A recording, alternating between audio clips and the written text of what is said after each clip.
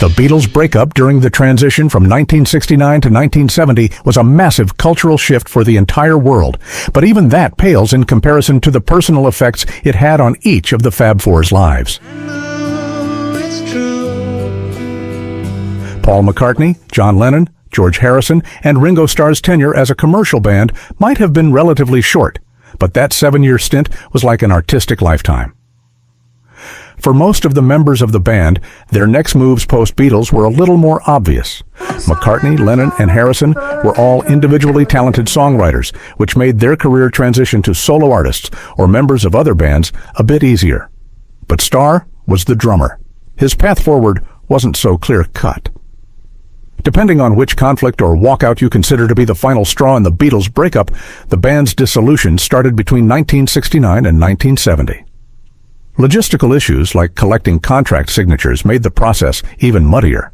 Regardless of the official date, the Fab Four were no more by 1971. Paul McCartney was writing his own music. John Lennon was busy with the Plastic Ono Band with his wife, Yoko Ono. George Harrison was embarking on a highly successful solo career. Ringo Starr was sitting in his garden. Speaking in a television interview, Starr said the breakup was horrendous, before jokingly asking the show host, "You want to see me cry?" He continued more seriously, "As I remember it, you see, because I wasn't a songwriter or, I was the drummer. I'd written a couple of songs, but it wasn't like my forte was writing songs. Octopus's Garden. I sat in the garden for a year. We'd all decided it was the end, but when it actually came to the break, I went and just sat around for a year saying whistles while bobbing his head around.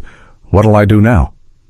I said, "Bob, well, you got to get out of the garden first," Starr continued. Technically, Starr had already made his path out of the garden with the release of his solo debut, Sentimental Journey, and the follow-up, Bocuse of Blues. Neither took off commercially the same way his bandmates' solo music did. Starr began pursuing an acting career and sat in on studio sessions with Lennon and Ono. Eventually, his solo career began picking up steam, and Starr finished his exit out of the metaphorical garden. For Beatles fans around the world, hearing the news of their band's breakup was a devastating blow. The Fab Four had already receded from the public eye with their decision to stop touring, but this was a complete and total departure that was difficult to reconcile. In hindsight, however, Ringo Starr said it was a natural conclusion to what was starting to brew between the bandmates. He confirmed the rumors that the band didn't get along in an interview with Dan Rather, but he added that he didn't think that was surprising.